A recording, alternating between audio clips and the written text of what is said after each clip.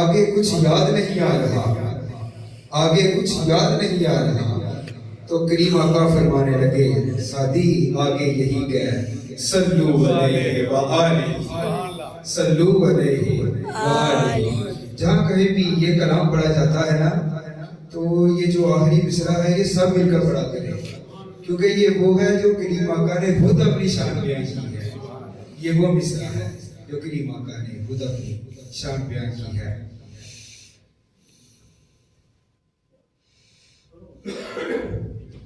وہ ذات کے جو مظہر لولا کلمہ ہے، وہ ذات کے جو مظہر لولا کلمہ ہے، جو صاحب عرش با معراج ہوا ہے، جو صاحب عرش با معراج ہوا ہے، وہ میرا نبی، میرا نبی، میرا نبی ہے۔ وہ میرا نبی، میرا نبی، وہ میرا، سب مل کے نبی بولیے گا، وہ میرا، وہ میرا نبی، میرا نبی، میرا نبی ہے۔ وہ ذات کہ جو مظہر لولا کلمہ ہے، وہ صاحب عرش پر معراج ہوا ہے۔ اسرا میں امامت جسے نبیوں کی ملی ہے، وہ میرا نبی، میرا نبی، میرا نبی ہے۔ وہ میرا نبی، میرا نبی، میرا نبی ہے۔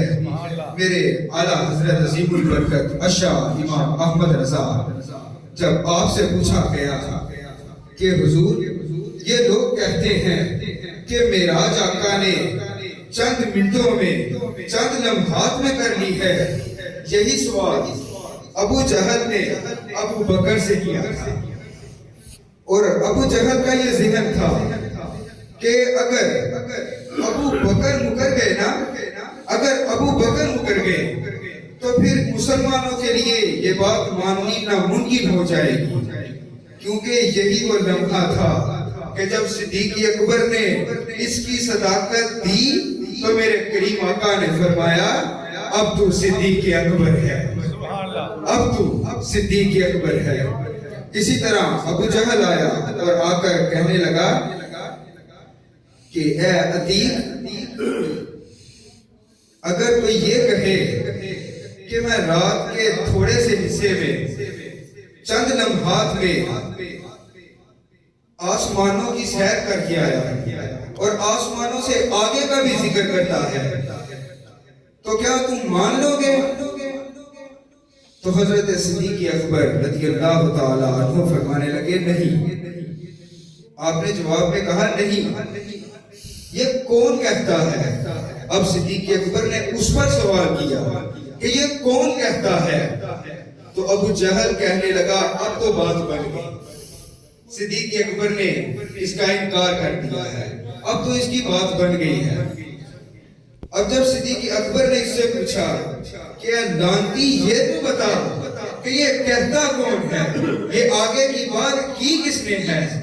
تو کہنے لگا تیرے صاحب نے کی ہے، تیرے صاحب نے کی ہے، یعنی کریم آقا صلی اللہ علیہ وسلم نے۔ آپ فرما رہے ہیں کہ میں چند لمحات میں گیا ہوں اور اللہ کا دیدار کر کر اسی رات کے تھوڑے سے عرصے میں واپس بھی آ گیا ہوں۔ آپ فرمانے لگے یہ میرے کریم آقا نے کہا ہے؟ کہنے لگا ہاں تیرے صاحب ایسا کہہ رہے ہیں۔ تو صدیق اکبر نے جو جواب دیا الحمدللہ ہم اہل سنت کا عقیدہ بیان کر دیا۔ صدیق اکبر کہنے لگے ارے تو کہتا ہے کہ کریم آقا یہ کہتے ہیں کہ میں رات کے تھوڑے سے حصے میں آسمانوں کی سیر کر کے آیا ہوں اور اللہ کا دیدار کر کے آیا ہوں، تو اتنی سی بات میں پریشان ہے؟ جبکہ اگر کریم آقا یہ کہہ دینا کہ صدیق اکبر نے رسول اللہ سے نہیں پوچھا کہ حضور ابو جہل یہ خبر لے کر پھر رہا ہے اور آپ کے بارے میں یہ پوچھ رہا ہے، ابھی ابو جہل جو کہ جھوٹا ہے، فاسق ہے، فاجر ہے، کافر ہے، وہ آ کر کہہ رہا ہے، لیکن صدیق اکبر نے اس کو بھی جواب دے دیا، کہا ارے تو کہتا ہے کہ آقا کریم رات کے تھوڑے سے حصے میں آسمانوں کی سیر کرتے ہیں, آسمانوں سے آگے چلے جاتے ہیں, اللہ کا دیدار کرتے ہیں, جنت کا دیدار کرتے ہیں, دوزخ کا مشاہدہ کرتے ہیں, پھر واپس بھی اپنے غلاموں میں آ جاتے ہیں. ارے تو اتنی سی بات پہ حیران ہے؟ اگر کریم آقا ہمیں یہ کہہ دے کہ رات کو خدا میرے پاس جلوہ گر ہوا تھا تو میں یہ بھی مان لوں گا.